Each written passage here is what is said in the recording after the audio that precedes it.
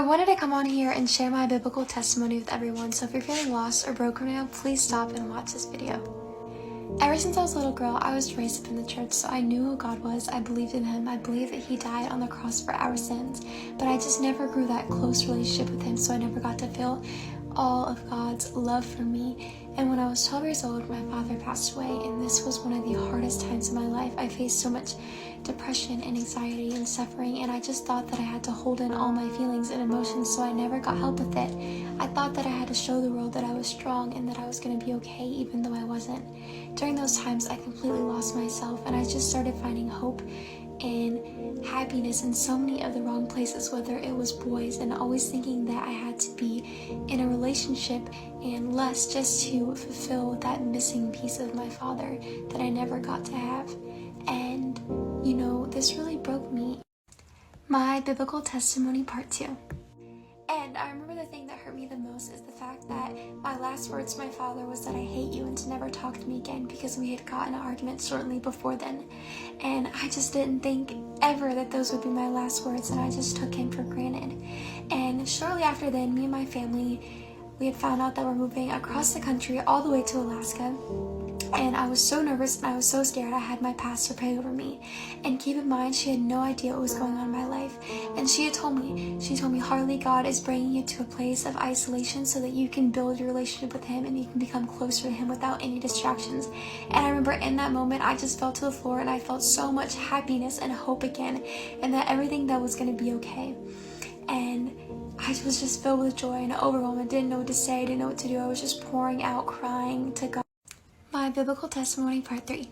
So we made it to Alaska. I tried to keep positivity and hope, but we were literally in the middle of nowhere. I had no friends, nothing to do. I hated it there, my family hated it there. It just brought us all down. Finally, we were able just to move to Colorado. That brought us like some normalcy, and it just made us feel like we were family again. Everything felt so good and felt so right. I had met amazing friends. I had met an amazing guy. You know, life just felt so good again. I had not felt that happy in forever. And a year later, after we had moved there, one of the biggest tragedies of my life and just anything that I'll ever experience happened. My biblical testimony part 4. Do you know that saying where they say you wake up and your life has completely changed? Well, that's exactly what happened to me. I remember this day like it was yesterday. My brother had gone missing. We had no idea where he was, where he went, what happened. Shortly after, a couple months later, we found out that he had passed away. Shortly after that, my mom was arrested. I had no communication with my stepdad or my little sister and any of my family. And I had lost everything. I lost my family, my home, my belongings, my car, my job, everything. And I just had to start over by myself at 17. I didn't know where I was going to go. I wasn't prepared for this. I wasn't planned for this. And I just had to figure out my way through life. And there were so many times where I just sat there and I cried out to God, like, why me? Why would you put me through this again? Why would you put me through another tragedy like this again, God? I don't understand. And my biblical testimony part 5. I remember wanting to believe this all was just a dream and that it wasn't real, and I'm just like, Harley, wake up, somebody pinched me, somebody hit me, but it was reality.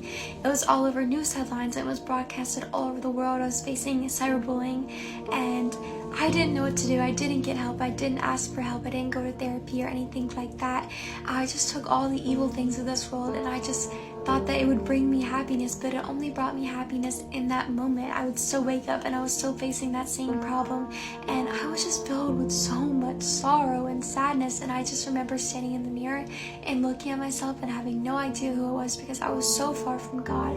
And I just remember God persevering, and he was talking to me and he was telling me, Harley, you have a purpose, and I'm going to bring you through this struggle, and that you're going to be okay. Just believe in me and bring all your sorrows and burdens to me at my feet and lay them down to me. My biblical testimony part 6. And I'm sitting there and I'm like, God, I hear you. I'm listening to you, dear God, but how am I supposed to pay my bills? How am I supposed to be happy again? How am I supposed to move forward? How am I supposed to do better for myself? How am I not supposed to let this story stop me from doing all the amazing things and the things that you have planned for me? But I think the biggest things as Christians where we go wrong is that we have little faith. We have little faith in God. We don't have any trust in him and all the things that he can do. We have no certainty, but when we have certainty in God and we trust in him, that is when he starts moving things in our life, and that is when all those anxieties and worries just go away, because you put his full trust in him and you completely trust in him, and you just let him help you. And stop thinking you can do everything on your own, because you can't. You can't do anything without Jesus. None of us can do anything without Jesus. My biblical testimony, part 7. Things in our life are out of our control, and that's why we just have to bring it to God.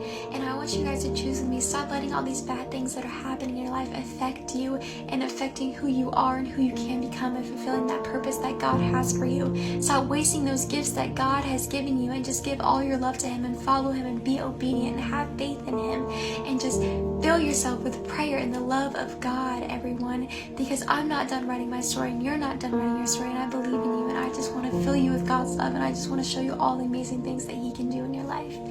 I love you all, and I hope you guys enjoyed hearing my testimony.